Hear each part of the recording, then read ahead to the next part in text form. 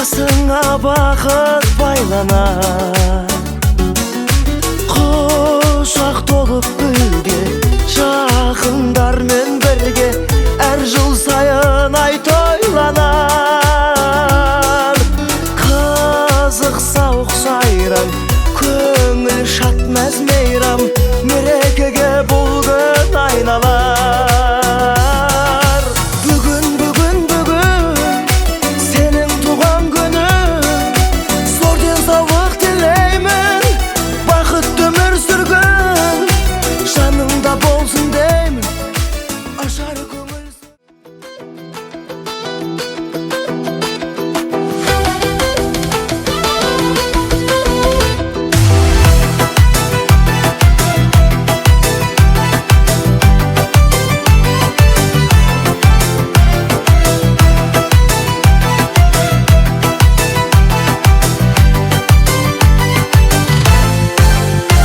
Берген шүкір маған, туып берген айдай анаң, алғысым көп қой саған, туысқаным. Бауырлық сезімменен, балалық кезімді мен өткіздім өзіңменен, туысқаным. Туысқаным менің, барыңа шүкір сенің, аман болсан алтын басаң, туысқаным. Туысқаным менің, барыңа шүкір сенің, маңдай бағаң жарқырасын, туысқаным. Туысқаным менің, барыңа шүкір сенің, аман болсан алтын басаң, туысқаным. Туысқаным менің, барыңа шүкір сенің. Бүгінгі міне салтанатты қуанышымызға жиналған құдалар, жекжаттар, қош келдіңіздер. Бүгін енді міне Мұрат әкеміздің әулеті, елімнің келсін сәулеті, бала адамның бауыр еті дейді. Сондықтан енді міне бүгінгі ұлы 30-дың бесеуіне келіп, ата-анасының ақылын айтып, жақсы тілегін тыңдап, енді мына бүгінгі батамен үйге өтсе жауменен жерге өреді дейді ғой. Осы мына Мұрат әкеміздің арқасы деп білем. Осы мына ұл қыздарының көркеюі, өнуі, өсуі. Сондықтан да Ерлан, балаңыздың 35 жасы өтті болсын деп бір қол соғайықшы. Рахмет. Ал енді Ереке, мына ел жұрт қызығатын берекелі отбасы жанұяның бірі бол. Көз тілден аман бол, тапқан табысың дәл осы кішкентай ғана ұл қыздарыңа бұйырсын. Әрқашанда ата-ананың алдында бай-қуатты бол. Менің тілерім сол. Көз тілден аман бол, қуанышың құтты болсын. Мына енді әкеңіздің жасын, жолын берсін. Енді міне ақсып емген бала өзі көрінеді ісінен, қадірлі ағайын. Сондықтан айтып жатқаным ғой, көз тілден аман бол деп. Бүгінгі енді қуанышымызға қош келдіңіздер. Десе енді мына Мұрат ағамыз келген құдаларға бір қош келдіңдер деп ақтастырғанымызды ашып бір жариялап берсең аға. Сонан соң сіздің рұқсатыңызды алып, әрі қарап бір дүбірлі тойымызды бір бастасақ деген. Жиған баламның 35-ке шыққан тойына күзеліп отырған екесінде құттық қойып. Жас бере берсін. Ата-әкелерің жасын берсін. Өздеріңді ұл қыздарың. Қыздарың бой кетті. Тұрмыстың бәрі де бақытты семья болсын. Осы балдардың қызырын көріп отыра бермейсіңдер. Аспанның ашық көп, заманның түншік көп. Берекелі заман бола берсін.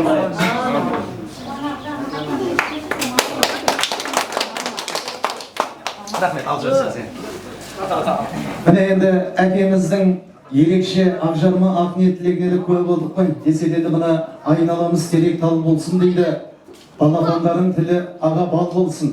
Немересін әлделеп, әрқашанда кебірбеден шал болсын дейді.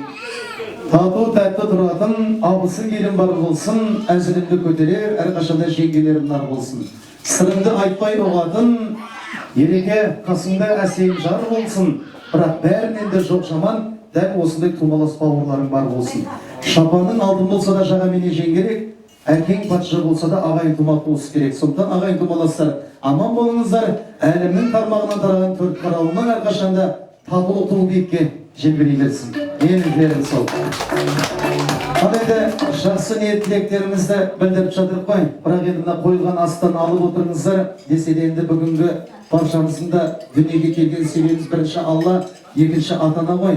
Енді мына анамызды бұраунап жатқан балар, ішімде кетті арманым, қимасла бар ма амалым, Ұлымның дәл осындай дәрежеге жеткенін көре алмай кетіп барамын деп анамызды ұралап жатқан болар. Десе де ат басқан жерде тұяқтың ірі қалады, ізі қалады. Әрі қарап осы Мұрат ағам қызығын қызықтап жатыр ол қыздарының. Сондықтан енді Мұрат ағамыздың қуанышы құтты болсын аға. Алла тағала осы күннен айырмасын. Әр жылдың бастамасын тоймен бастап жатыр, жылдың соңынан Алла тағала сіздің әулетіңізге тоймен аяқтасын. Біздің тілеріміз сол. Ана енді мына келген құда жекжаттар, ағайын тумаластар, мына енді осы ерекеңнің қайын жұрты келіп жатыр. Қош келдіңіздер. Ұлысты болсын, арысты болсын, кім төрт қараларының дастарханда отырып қол соқса, Алла тағала әрбір шаңыраққа дәл осындай қуаныш тойып жылыстырылсын деп тілеймін. Рахмет. Ал ендеше жақсы ниет тілектерімізді білдіріп жатырық. Сондықтан алғашқы ауыздарыңыз сәнде, құлақтарыңыз сәнде болсын. Алғашқы әнді осы төрдегі апаларымыз, аналарымыздың құрметіне шырқайық. Ауыздарыңыз сәнде, құлақтарыңыз сәнде болсын. Ал сержеттің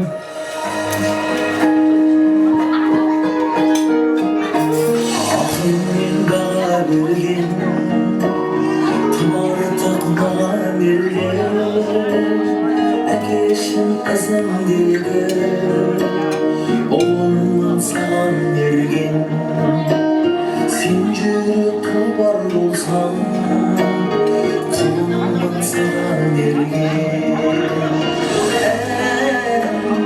Şuram deydim Oğlum deydim Seni жақсы göremedim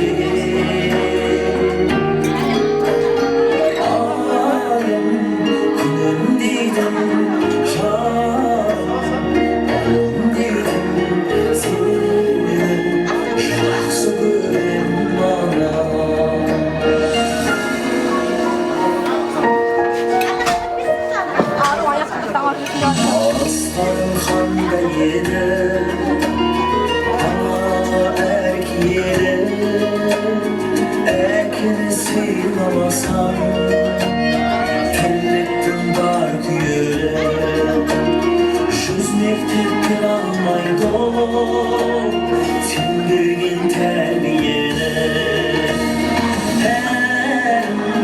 Жүрем дейтін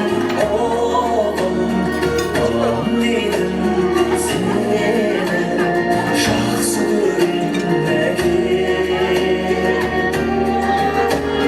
Айым, күнім дейтін Балам дейтін Сені жақсы көрем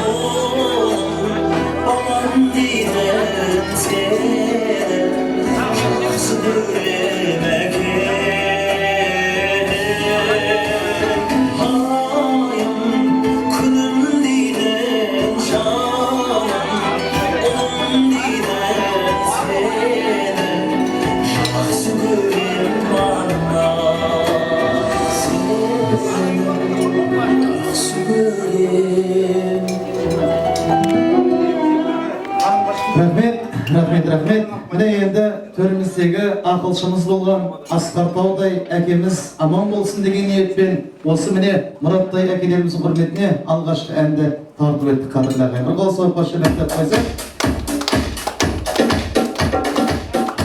Ал енді Ерланжан айналайын, бауырым інім, ізбен ерген інімсің ғой. Десе енді мына жақсы тілектерін осы ағайын тумалас бауырларың арқалап келіп жатыр. Әрқашанда мына енді жасың құтты болсын. Бүгінгі ұл қыздарының қызығын көр, кәсібің алға баса берсін, тапқан табысың осы кішкентай ғана балапандарыңа бұйырғай. Сондықтан енді мына Ерланның осы кәсіпке қалай қадам басқанын көріп келе жатыр қадірлі ағайын. Сондықтан енді мына бүгінгі ғимараты үлкен берсін, үлкен жемістерден көріне бер, биіктерден көріне бер, үлкен табысты бол, мол ақша тап. Сол енді ұл қыздарыңыздар қашан бұйырғай, біздің ниет тілегіміз. Сондықтан енді мына бүгінгі осы дәрежеге жеткені шыны керек мына төріміздегі әкеміздің арқасы деп білем. Осы мұны әкеміз адал ақылын айтып, адал сүт берген анасы, ақыл даналығын айтқан Асқар Тау әкесі. Мына енді әр адамзаттың қандай екенін, қандай отбасыдан шыққанын білу үшін алдымен әке ата-анасын біліп қарау керек. Сондықтан енді міне осы әкеміздің ақылы деп білем осы дәрежеге жеткен ұл қыздарының. Сондықтан енді мына ұл қыздардың қызығын көр аға. Енді мына бұйырса рахмет. Әке Асқар Тау ана бұлақ дейді ғой. Бала жағасындағы құрақ. Мына енді бүгінгі міне ұл қыздарыңыздың жақсы биіктен көрінгені, бұл енді сіздің әрине мәртебеңіз биіктегені. Әрбір тал жапырағымен көрікті болса, сіз осы ұлдарымен, қыздарымен көріктісіз аға. Ұл қыздарыңызбен көрікті болып жүре беріңіз деген біздің де ниет тілегіміз. Десе де енді мына қуанышымызға ортақтасып келіп жатырған бүгінгі осы Мұрат ағамның төріміздегі құдалары, яғни осы Ерланның қайынжұрты, Розаның тумалас бауырлары, ата-аналары келіп жатыр. Қош келдіңіздер, қуаныштарыңыз құтты болсын. Құдайға мына енді қыз күйеудің шаңырағына әрқашанда тілекшісіздер ғой. Сондықтан енді мына тойға келуден шаршамаңыздар. Бірақ енді Алла тағалам сіздердің әулеттеріңізге де дәл осындай қуанышты нәсіп еткен. Біздің тілеріміз сол. Сондықтан енді мына бүгінгі құдамыздың ерекше қуанышымызға ортақтасып келіп жатқан құдамызға ерекше бір қол соғып қошеметтеп қойсақ.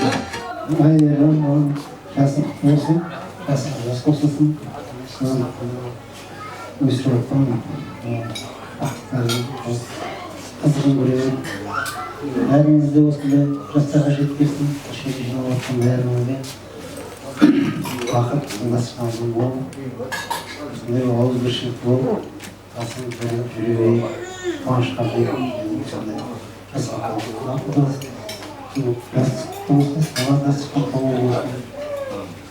бәріңізде келген адамдар осыларға рахмет, қатынасы осы бәрінің ауызбіршілік болып,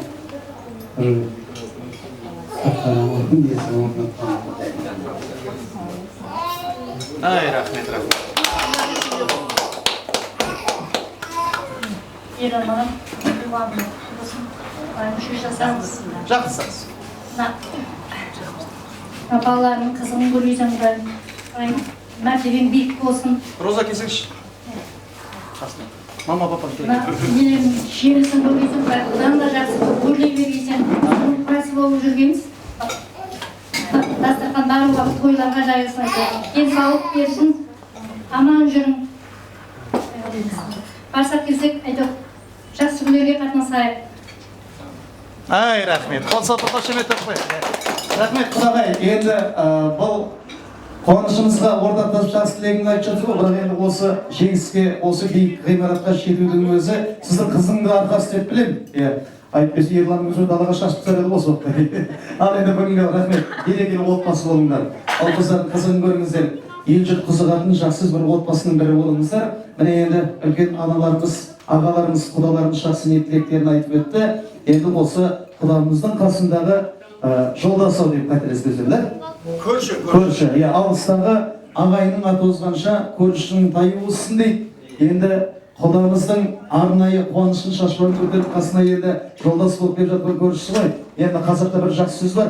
Палас сатсаң көршіңе сат, бір шетіне отырасың дейді апа. Мәшіне сатсаң көршіңе сат, арасында біріп тұрасың дейді. Тіпті мына ыдыс-аяқ сатсаң көршіңе сату керек екен. Ертең той мереке болса сұрап алып тұрасың дейді. Сонда қол соғайық арасында. Енді аға, сізді де бөліп жарып жатпай, сонда бір жақсы тілегіңіз көкейіңізге түйіп келген ақжарма тілегіңізді жібі шашқан кілем сияқты ағып тастаңыз. Құрметті қонақтар, бүгінгі жиынның бәрі баламыз Ерланның есі ғой туған күні, бүгін туған күні болсын, жасқа шығып жатсың, жеке кәсіп бастап жатсың, кәсібін өрлей берсін, алға қарай бұйырса кезінде атаңа қызмет қылдың, енді мен айтып отырмын жолда келатырмын, атаңа атасы енді баласына қызмет қылады деп отырмын, бұйырса сол күнге жетейік, өсе бер, өне бер, сендердің өскендерің, өнгендерің, бұлардың қуанышы. Бұл да балаңыз сол мықты болып көріне берсін, осындай жұмыстарды кәсіптің көркейте берсін, кәсібін алдағы кезде бұйырса. Ал мен көршімін, бұл енді құдағының көршімін, құдағының көрші болған бұйырса. Көршіміз баяғыдан 2007-ден бері бірге жатырмыз. бұл ерлан бала болып келіп прозаға қосылған кезде де барымыз арасында. Содан көреміз. Өзіміздің алдымызда өсіп жатыр. Бұйырса өсе берсін, өне берсін. Туыстарын да танимын бәрін. Осындай аманшылықта, осындай үлкен тойда кездесе берейік. Рахат, саған да жұғысты болсын. Сен де бажасысың ғой, саған да құтты болсын.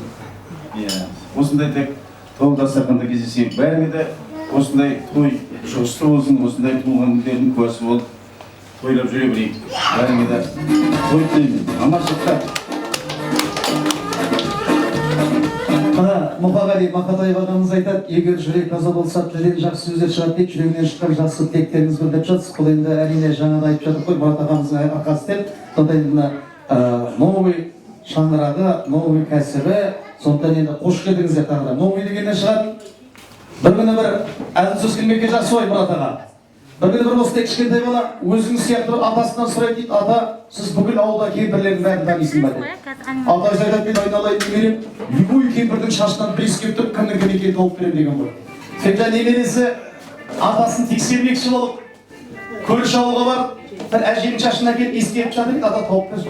Атасы бір иіскеп тұрып, сразу тұрып айтады дейді, мына көрші ауылда Бәтиманың шашы ғой дейді. Ертеңгісі тағы бір шаш әкеліп иіскеп жатыр, ата тауып берші, мына өзіміздің көрші Қатирашының шашы емес қой дейді. Енді тауып ала берген немересі қулыққа салады ғой. Кішкентай немересі ат қораға барып, аттың құйрығын ұзын қылын жұлып алып, атасына келіп иіскеп жатыр, ата тауып берші, ана кімнің шашы дейді. Атасы былай иіскеп таба алмайды, былай иіскеп таба алмайды.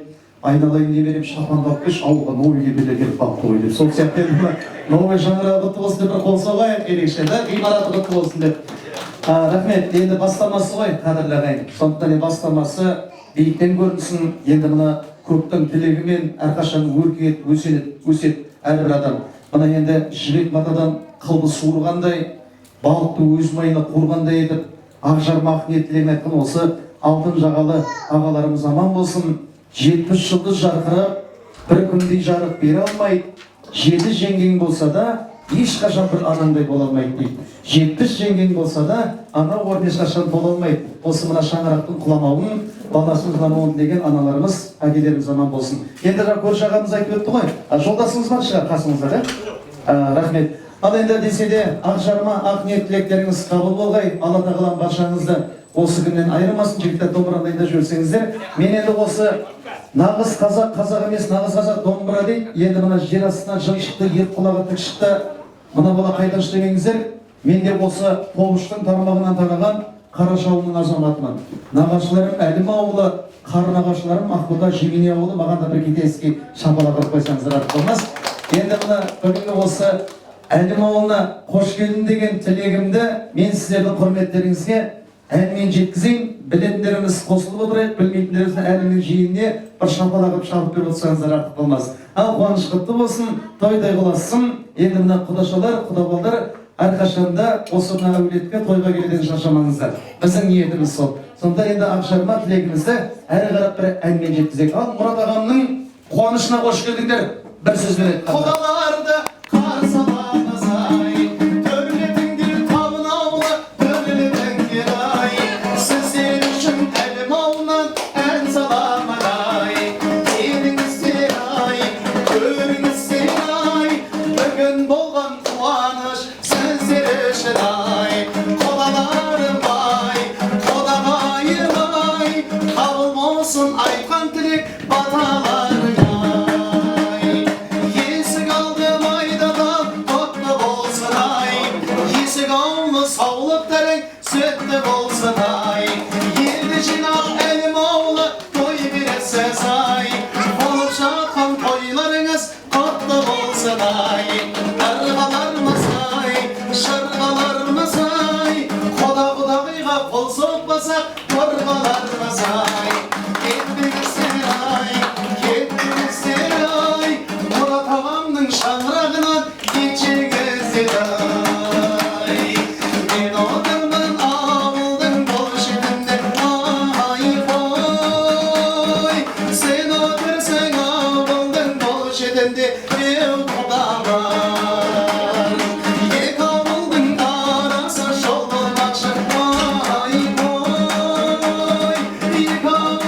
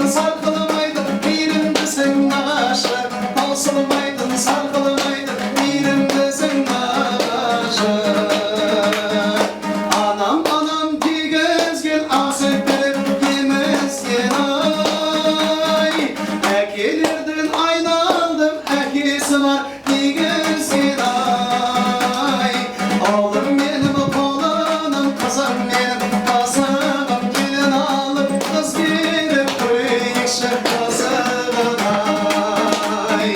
Esimde mi, esim gölün göktemdim Saldırmadan kaldı yerkim ağam Kazak demek özümden fırtınım Göz alında, sollarında kırarım Canlı geçti, canlı geçti Bir hayda varamım Bir gözün, çakma sesin Öldürün canım Ay yalanın ağlarının başı gıdaydı gene Şan barışam Veremem yok olmaydım Solda birleksem Kesimde olmaydı Judun boyunda Seni özledim Der boyuma day Ömür kesmedim Bok bok giyince Beni özledim Senin boynuna day Beni gözlerim Bilsin oğlum sorarsa Bir hırlandayay Hayırmış hayırsı Bir hırlandayay Göz yolun sağın Bir hırlandayay Alçılık haytalı Sen hırlandayay Ömüz kumlanay O da durlanay Aynalayın közünden Aşkım şamlanay Ben saklarmay Şey saklarmay Oda kaybol Avlımızda Gel saklanay Arıdalarımız ay Şırdalarımız ay Kolamızın Fırçısına kol sıkmasak Ordalarımız ay Etmeniz ay Etmeniz ay Elim oğlun şarrağının İçiniz ay İçiniz ay Ömrünüz ay Bugün dolan ola koy Sezdir ışınay Sezdir ışınay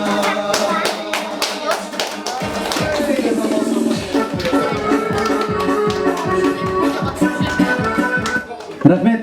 Ал енді міне бүгінгі осындағы келген құда жекжаттарымызға, ағайын тумалас бауырларымызға ерекше тілегімізді әнмен жеткізіп, міне енді осы Мұрат ағамның қуанышына қош келдің деген тілегімізді осы міне жалғасбай құдамыз Гүлзира ғой, қателеспесем.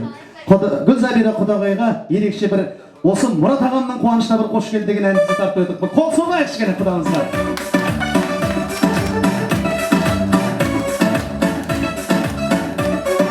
Рахмет. Рахмет. Ал енді қадірлі ағайын, құрметті барша тойшы қауым, десек енді осы қуанышымызға ортақтасып келе жатырған бұл енді әрине қуанышымызға ортақтасып өткен құдағайлар және құдаша құдаболдарымыз бар. Енді Ерланның осындағы нағашыларың бар ма, Ереке? Нағашыларыңыз. Енді келеді. Жақсы, келген кезде бір тілегін. Кәрі нағашы енді жасы кіші болса да, қары нағашының жолы үлкен болады негізі. Шыны керек. Сондықтан енді үлкен апамыздың қары нағашы ғой, дұрыс иә. Қары нағашының қызы бөле болмайды ғой. Ол да нағашы болады. Нағашы апаңның қызы бөле болады. Нағашылардан қызы ма? Енді жақсы, қары нағашымен жақсы бір ниеттіліктеріңіз арқалап келе жатсыз. Енді мына игіліктің ертегісі өткенде бір нағашы тостан қалып қоймаған ұрысты құда. Үлкен нағашы тостан қалып қоймаған, дәл осындай бір апамыз ұрысты, мен нағашы болған екен. Ай бала, тамада бала, мен қары нағашы едім, мен ең бірінші тілек айтуым керек еді. Неге маған соңынан бересің? Мені кейтіпті мына жиендер мен бөлелер тілек айтып кетті ғой деді. Енді тамада бала екен, құдеке ответ қайтару керек қой. Сасқанда не айтарын білмей, нағашы болған екен, бір әзілдесейін деген ойым. Сондықтан нағашы апам айттым, ай нағашы апа, мына тост деген ажал секілді біреуге ерте келеді, біреуге кеш келеді десем, қой онда жаңа жиендерге бір солар сөйлей берсін дейді. Ондай заман емес, жақсы ниет тілектеріңізді енді нағашымыздың жақсы бір тілегіне куә болайық. Қош келдіңіз. Ашып береді балдар, құдағай үсті. Прическасын бәрін сықпейіп шашасын. Балалардың алдында розамен бірге аман жүрің, атасының алдында Рахалisi, ағай туған алдында бәрінде. Мына бастап жатқан талаптарымыз оң болсын. Деніңіз сау болсын. Асылан жас болсын жүреді, Рахалisi жылда туған күн тойлап, Рахалisi. Әдемі, жақсы тілек айтты Құдай. Құдаға шақта, е? Енді үш жұрттың ұлығы деп, ұлысы деп, бұрынғы шалдардың айтқан дұрысы көп. Мен сені жақсы көрем, ардақты нағашы жан, әрине ақ сүт беріп өсірген анашымның туысы деп. Сондықтан енді міне анамыздың тумалас бауыры, бұл әрине нағашы. Сондықтан енді алғашқы әнді осы құдалардың құрметіне қош келдің деген әнімізді бір тартып өтсек, ал келесі әнімізді сол енді анамыздың тумалас бауырларының құрметіне ерекше бір ән шашуымызды тартып өтейік. Қуаныштарыңыз құтты болсын, тойларыңыз той қыласын. Осы төрт қарауылны әрқашанда тойға келуден апа шаршамаңыз. Біздің ниеттілігіміз сол. Сондықтан енді осы міне көзім көрген осы Анар апамның иманды болсын, жаңада айтып өттім ғой. Сондықтан енді осы анамыздың бауыр, тумалас бауыр деген соң арнайы сол аналарымыздың құрметіне керемет бір әнімізді тартып өтейік. Қабыл алыңыздар.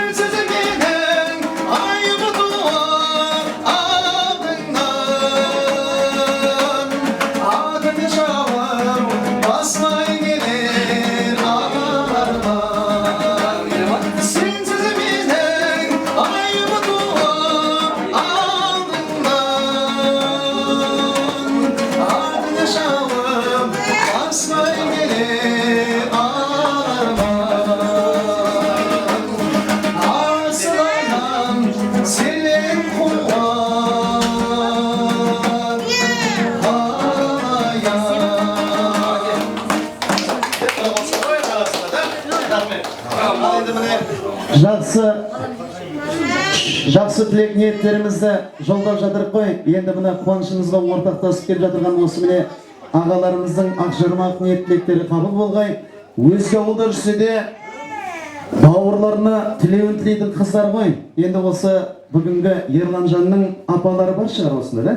Апалары, жезделері, жездемізге сенгенбіз, жезделерге көнгенбіз, жезделер аман болсын деп апамызды бергенбіз дейді. Сондықтан жездеміз бар ма осы жерде? Жездемейді апам өзі. Енді бірақ құдалар бар. Апамыздың бір тілегіне куә болайық, да? Нағашы апасы келді туған. Қай жерде келе жатыр? Сол айтсын. Жақсы, енді игіліктің ертегесі жоқ дейді. Сіз айта беріңіз, келейді нағашына арнайы береміз. Алла құтты болсын, денің сау болсын. Алланың берген жасын жасай бер. Роза келінмен бірге балалардың қызығын көріп, үйбері шөбері сүйіп жүре беріңдер, елін алып. Енді тек осы ашылып жатқан не дейміз, кафеңіз бәрі берекетті болсын, табысты болсын. Не қалаймыз, тек дастархандарың тойға жайылсын, ағай туымаға, бауырларға, әкелерімізге бәріне жайыла берсін дастархандарың, ақ дастархан. Тек молшылық болсын, ауызбіршілігіміз болсын, тату-тәтті өстіп ойнап көріп жүре берейік. Бәріңізге де осындай тілеймін, жақсылық болсын. Тек бәріңізді аша беріңдер, көркейе беріңдер, көбейе беріңдер. Не қылдаймыз басқа? Ал тек аманшылық болсын, той бола берсін ал. Той боласын. Рахмет. Al endi apamızın tilegini de koyup olduk koy. Sondan endi mına жақсы тілектерimizni bildirip жатырық. Бірақ енді қыз тілекші, қыздардың құрметіне сержеттерімізге керемет бір ән сұрайық. Бір арасында ортаға бір билетіп алайық. Құдаларымызды бір бой жазып перекур қылып алса да. Ал енді сержеттер бір көңілді әнді қойып, ортаға құда шалап биге шақырайықшы. Sen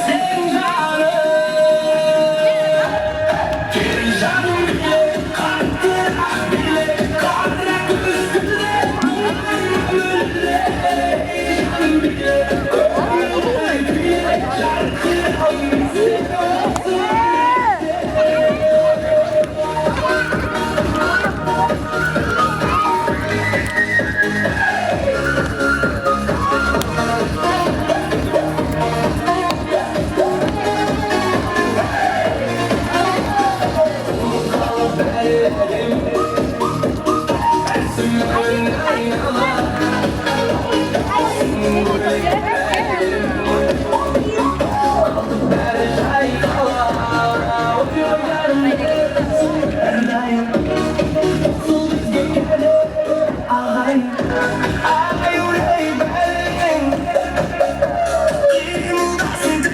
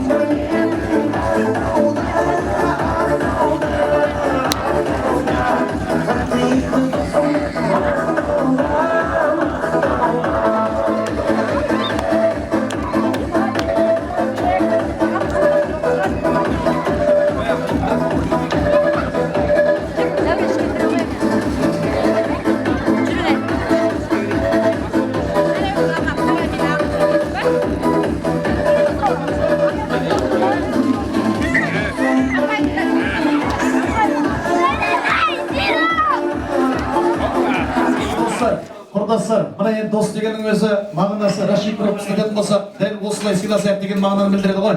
Енді мына дәл осы уақытқа сыйласып келе жатырған бүгінгі Ерланжанның достары келіп жатыр, және осы жерде нағашы келіп жатыр деп қателеспесем. Ішіктің ұлығы деп, ұлысы деп, бұрынғы шалдардың айтқандары көп деп, мына енді достарда, нағашыларда, жиендерде келіп жатыр. Игіліктің ерте кеш жоқ, жап-жаңа енді осы құдаларымызда және төріміздегі Асқартау әкеміздің де, Мұрат әкеміздің де бір ақшарма ақ ниет тілегіне куә болды. Сонда енді мына қош келдіңіздер.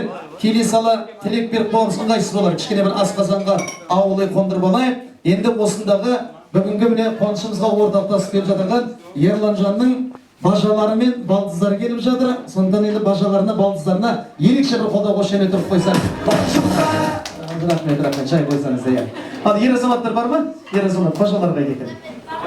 Бажалары бар ма? Бажа деген атымыз, басты жазып жатырмыз. Әйеліміз жоқ кезде бәрімізде батырмыз дейді. Бажалар келіңіздер. Той сырттан біз іште болып жатыр, ескертіңіздер. Бажаларын шақырайық, төбесін көрсетіп, ерекше бір осы бажасына ақжарма ақ ниет тілектерін білдірсін деген ниетпен. Келіңіздер бажалары. Сол сияқты болады арасында. Бажалар келіңіздер ортаға. Келіңіз, бір ауыз бір тілегіңізді айтып өтіңіз, сонан соң ақ дастархан мәзіріне жайғасыз. Қош келдіңіз.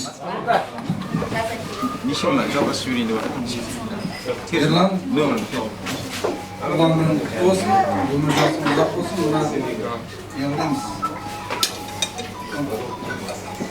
Әке шешең алдында аман бол, мынау өсіріп отқан балаларың жетістікке жете берсін. Керемет тілек айтатын, пожалуйста.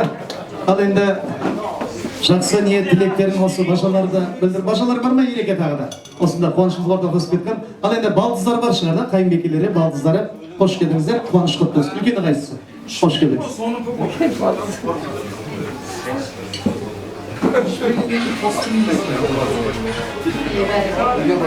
Ерлар туғаның болсын. Яғни жасан жас қосыла берсін, денсаулығы мықты болсын. Роза екеуміздің шаңырағымызға әрдайым той деп келеді. Ағайын туыс бәрімізге рахмет, осындай бәріміз сыйлап, дастарханда ауызбіршілікте қатынасып жүре берейік. Ауызбіршілігіміз мықты болсын.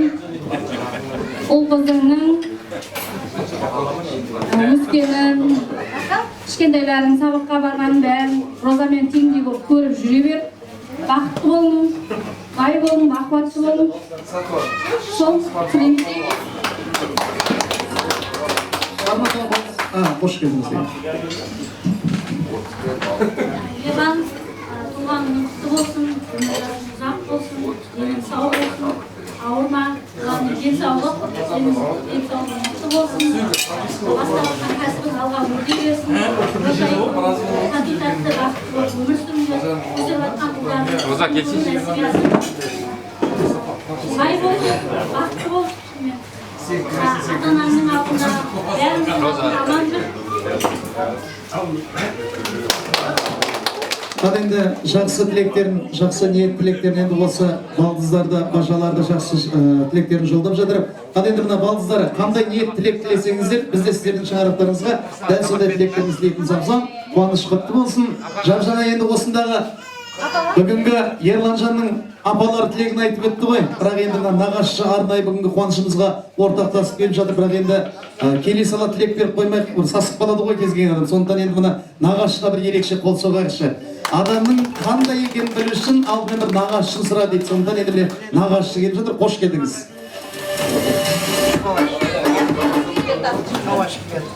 Рахмет айналайын тілек бергенге.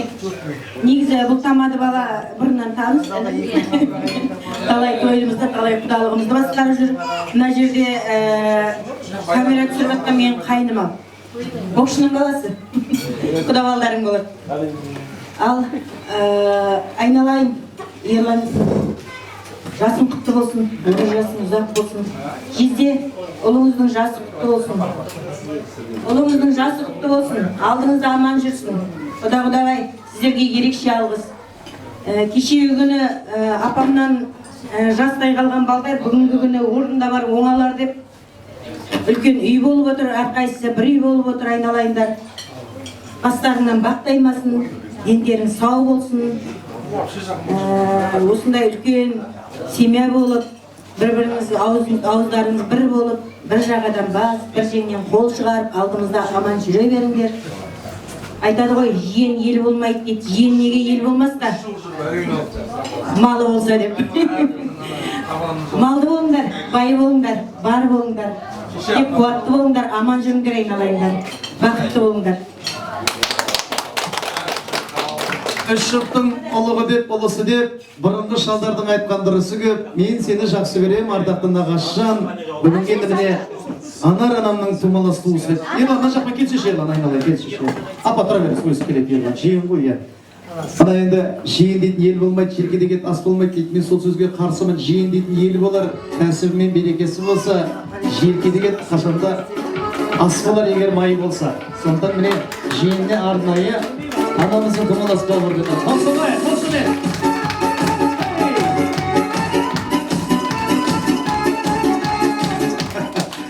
Мен басқаша күн сөйледік, шын ақша келмейді. Ол соғайшы. Дұрыс қой енді, кәсіпті адамы сондай болады өзі. Ал енді мына нағашылар бар ма тағы да? Қуанышымызға ортақтасып келіп жатқан. Ал енді жақсы тілектеріміз осы нағашы. Құдай көп сінбесін, нағашылар баршылық. Сондықтан енді нағашыларымызда жақсы ниет тілектерімізді білдіріп жатыр. Қош келдің нағашылар.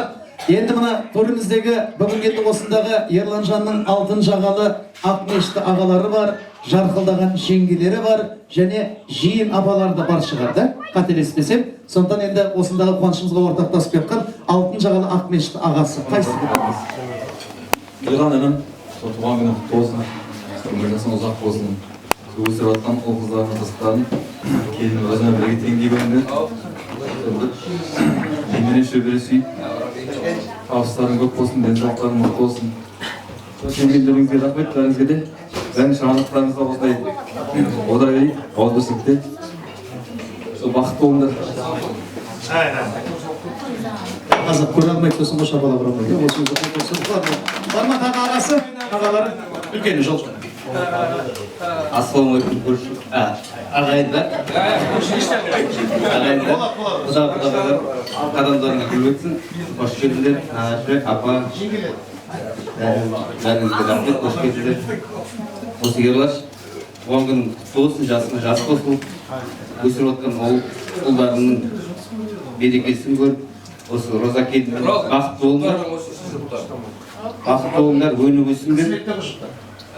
Сол жақсы дастарханда осылай тойлап, сіз біздесіп отыра берейік. Бастарың аман, бауырларың бүтін болсын, әрі қарап ағалары тілекті жалғастырсын. Қонақтар бәрі келген қарамақ болсын. Қарамақ болсын. Ерлан інім, туған күнің құтты болсын, жасыңыз жас болсын. Розамен бір жасында қандай өсіп етсін. Балдарың қызығың бол, жетістіктерің мол болсын. Ешқашан ауырма, сырқама. Інім деп осындай сыйласың мол болсын достарың арасында. Ешқашан кем болма. Дастарханың толы болсын, үйіңде той болсын. Ғимараттарың көп болсын. Амин. Рахмет. Ал, әсет келіп. Емессіз ма ағасы ма? Ағасы. Алтын жағалы Ақмешітті ағалары. Бауыр туған күні құтты болсын, жасыңа жас болсын. Не ниет тілегіміз ата-енелерге қабыл болсын, осы демалсын. Осы елмен бақытты өмір сүріп, бала шағаның теңге қызықтарын көре беріп, осы ата-ененің алдында, әке-шешенің алдында аман жүріп, осы бауырлармен қатынасып, қызықты жетістіктерге жете беріп. Амин айтқан. Алла қойған мақсаттардың бәрі әмелге аса өсін.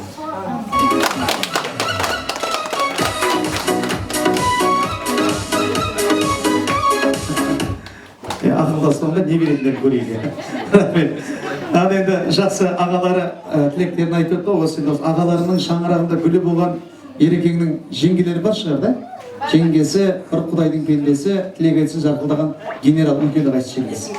Ең үлкені Алматыда. Ерлан, туған күнің құтты болсын. Тек жұмысы табысты болып, үйінде құтты береке болсын. Келінмен, Розамен бақытты ғұмырлы болыңдар. Бала шаға қызығын көріп, табысты болсын. тек баршамыздың үйімізде осындай береке болсын, дастарханымыз осындай аққа жайылып, тек осылай тек тату-тәтті жүре берейік. Келіңіз, Шеңкес. Қайның қасына келіп тұрды еді, сия жақсы. Құрметті жігіт, бүгінгі келбетке туған күні құтты болсын. Ағайын туысқандар, бәріңіз қош келдіңіздер.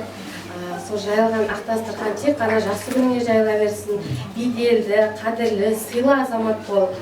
Биікке көтеріле бер, ешқашан төмен түспегейсің. Алдымызда аман бол, бар бол, бай бол. Тағы қайнағанның аты айтуға болмайды оларға. Общем, сондай дейсінші. Сондай. Бақытты болыңдар, жақсы күндеріңіз көп болсын. Қуанышты күндеріңіз көп болсын. Сол алдымызда жас болып, бас болып жүре бер.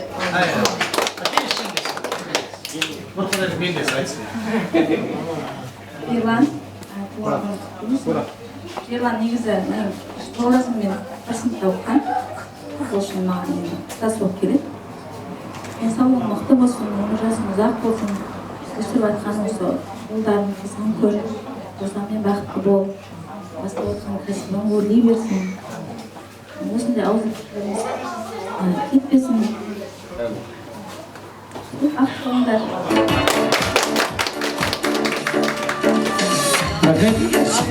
Ал енді міне осындағы жеңгелері алтын жағалы Ақмешітті ағалары әрқашанда әнесіне қамқор болатын, ауыр болатын жақсы ниеттіліктері ғой. Келіңіз, келіңіз апа. Қош келдіңіз. Келіңіз апа. Көршілер ма?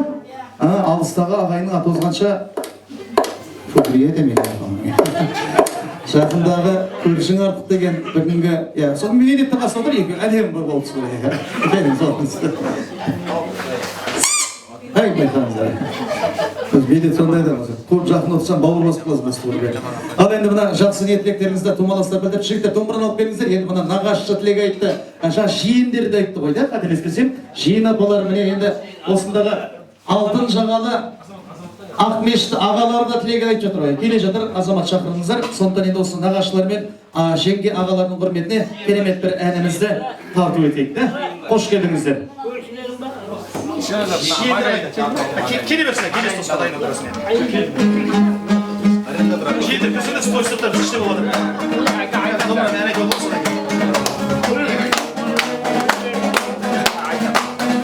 Жеңгелер қайда, апалары, нағашылары, ағалары қайда керек. Болса бір қошеметтеп отырайық керек.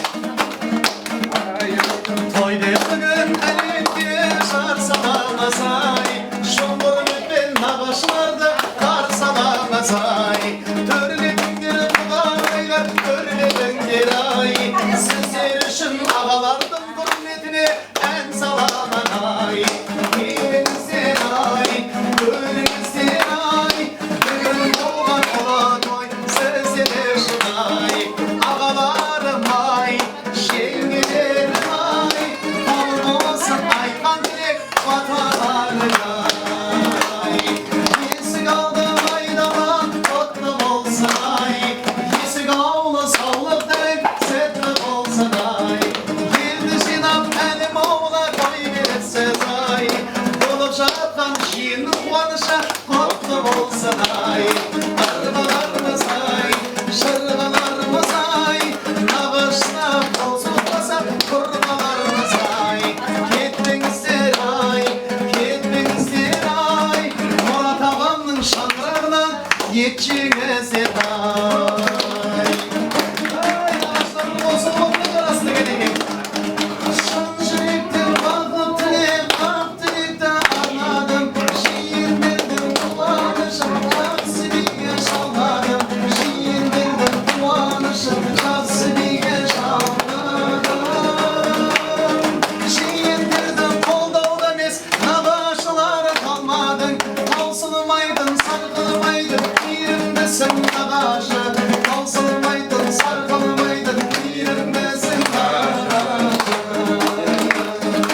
Мейірімдісің нағашы. Ейді, бір қосу қояқ шелекші нағашы.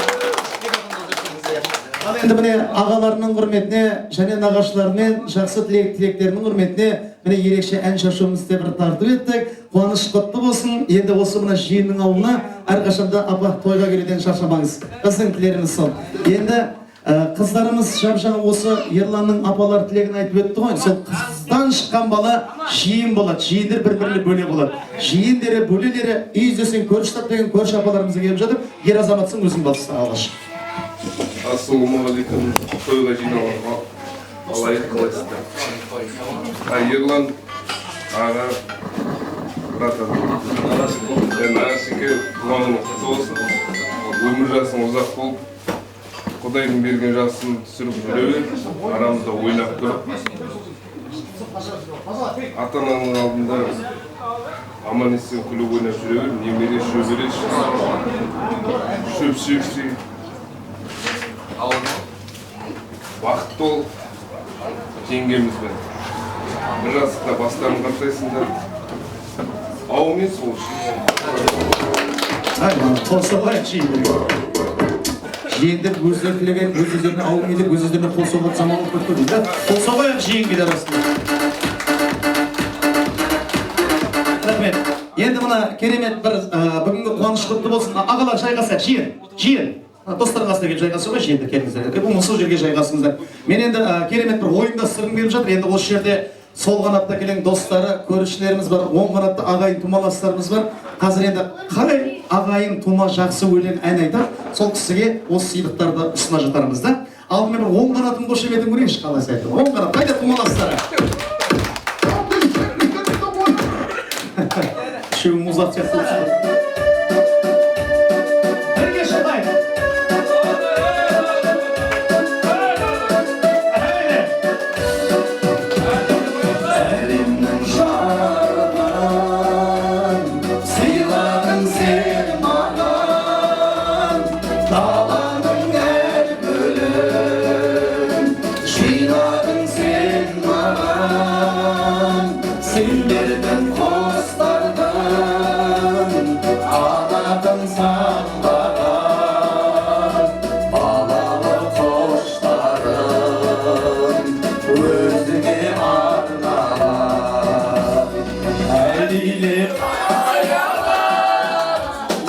Өсірген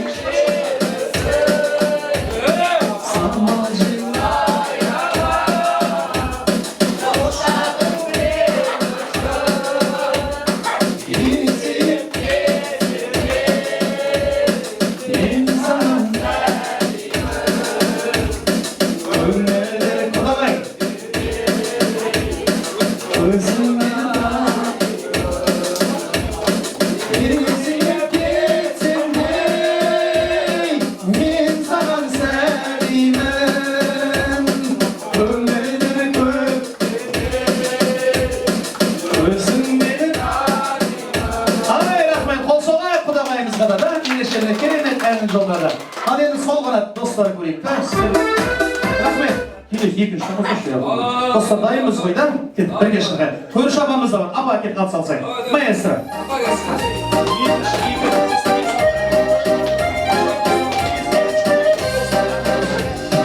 Өзіңмен арыстың, бойымда тағыстың, жайнаған гүлдей қорғым сен, шағада қорғым сен. Жазирек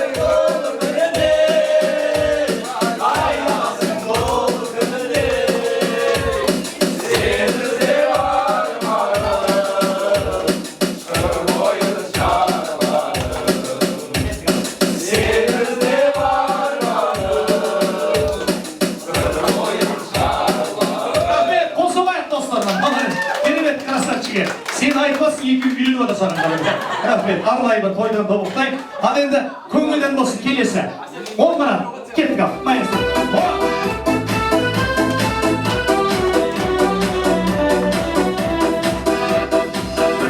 Күн күліп ұшқан жастар едік, бәріміз де өмір жолын бастап едік, бәріміз де жазылмаған дастан едік, қайдасыңдар құрдастар?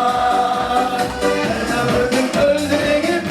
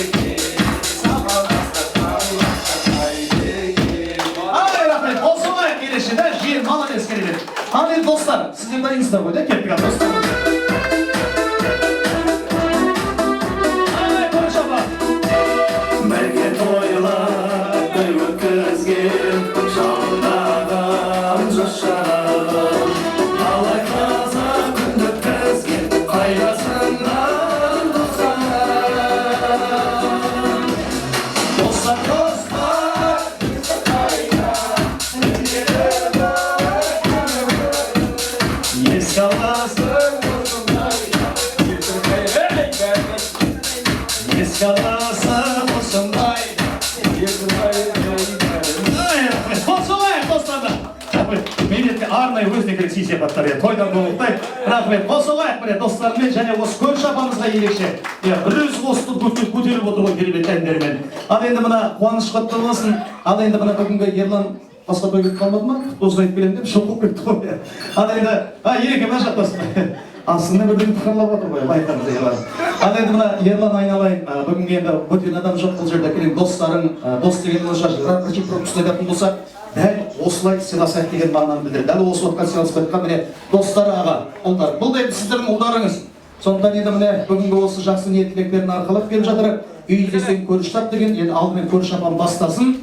Жастарды неге қосса, досты періште қосады, көрішіне әрдайым Құдай қосады. Сондықтан енді мына Құдай қосқан көріші апамыз бастасын, әрі қарап періште қосқан достары өзі тілеп қосты. Балаларына жет, өзі басқаннан. Ерше балаларының қызығын әрсін Розамен бірге көреді. Кәсібінен қамалдап, маңғыстауға белгілі бір семья болып жүр. Соған қой болсын, ағайын туған достарым, сөйтіп отырғалары бәрі денсаулық деймін, ұзақ өмір бәріміздің бәрінің қызығын болып, жасы сөйлеріміз аман болсын. Көрсек, осындай тойда жақсылығын көрсек. Көрсінен.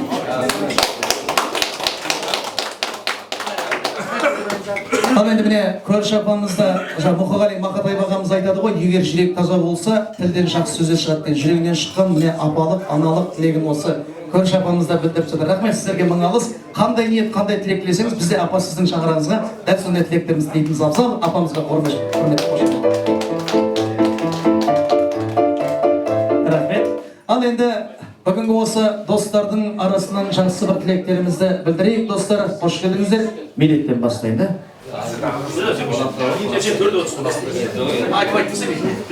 Ассалаумағалейкум, тойсыз қау. Келгендеріңізде алтындай уақыттарыңыз өзіңізге мың алғыс. Ал Ерланның әкесі Мұрат ағамызға мың алғыс. Осындай бала тәрбиелеп, өсіріп осындай жерге бәріміздің басымыз қосқан үшін. Ең төмен дастархан осындай болсын, ең басы Ерлан. Маған да оңай емес, не айтсам білмейтін жол. Барлық тілектер айтып отыр, бәріне қосам жалпы. Тойдан тойға осындай саным ханым деген нені көре берейік. Ханымды көрмеген ең басты тек жанымды көрейік. Дағамын олдар ай. Біразақ есіміз көпті ғой. Қалай жалғастырайық.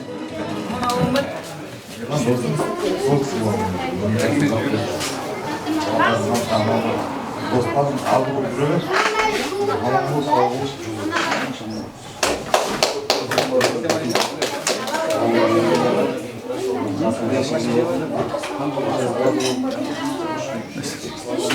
Жақынсай.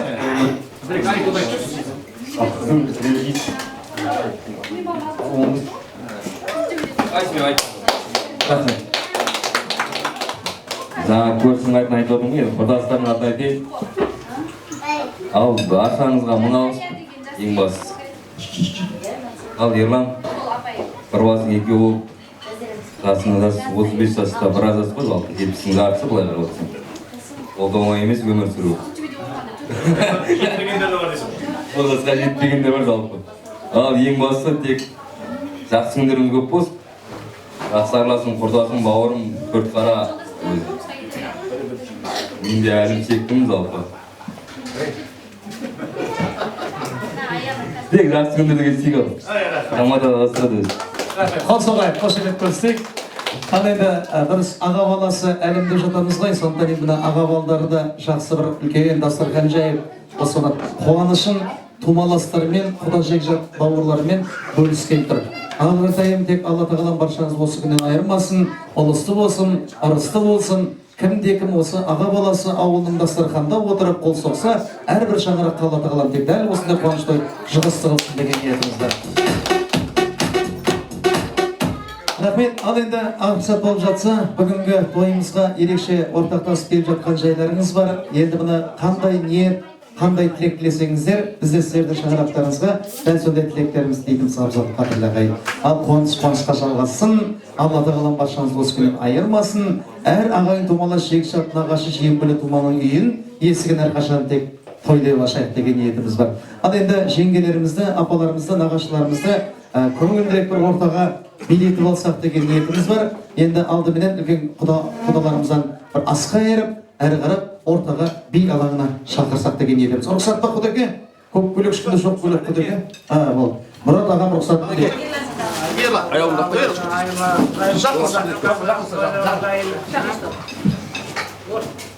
Дастархандарыңыз тойларға жайылып, құдайым жастарыңа жас болсын, той мерекелеріңіз көбейе берсін, қашан көрсең ауыз біршілікті болып, осындай күліп жайнап жазылып жүре бергейсіңдер, тапқанда табыстарың мол болсын, сол аспанымыз ашық болып, жүздеріміз жарқын болып жүре бергейміз. Екі жастар бақытты болсын бәрі, семьяларына бақыт тілеймін бәрінің. Bu kızların kızının görüp otura versin. Ata әкелерінің жасын берсін бәріне де. Өмір жастар ұзақ қоя берсін бәрі. Ешқайсымыз орнымыздан тұрып кетпейік. Алжаш, қодеке жалғасын. Елдің де киесі болады, сөздің де жүйесі болады, дүркіреген тойдың да иесі болады. Сондықтан мен енді ортаға Ерлан шақырайшы ерекше бір қошеметпен және қасындағы жолдасы, жан-жары Розаға да ерекше қол соғайық та. Шабада қылып қойсаңыздар ерекше. Рахмет. Вальс билетінен қойып. Ақ мама, ақ папаң келіп жатыр, өз асқартау әкең бар. Баршасында ерекше бір алтын уақыттар қазір келді. Шыны керек бұл адамға ең қымбат бір алтын уақыт. Сондықтан алтын уақыттарыңызды бөліп бергендеріңізге Алла сыйласын. Сондықтан жақсы ниет тілектеріңізді қазір енді қыз күйеу балдарыңыз жақсы ниет тілектерін білдіреді. Ассалаумағалейкум, ағайын туыс бауырлар, достарым, құрдастарым, жеңгелерім, апаларым, баршаңызға рахмет. Мен сыйлап келіп отқан. Бәріңіздің үйіңізде той болсын, бәріңіздің үйіңізде мейрам болсын, бәріңізге табыс тілеймін, бәріңізге денсаулық тілеймін. Аман жүріңіздер, сау жүріңіздер. Әрқашан осындай үлкен дастархандарда кездесіп, күліп ойнап жүре берейік. Рахмет баршаңызға.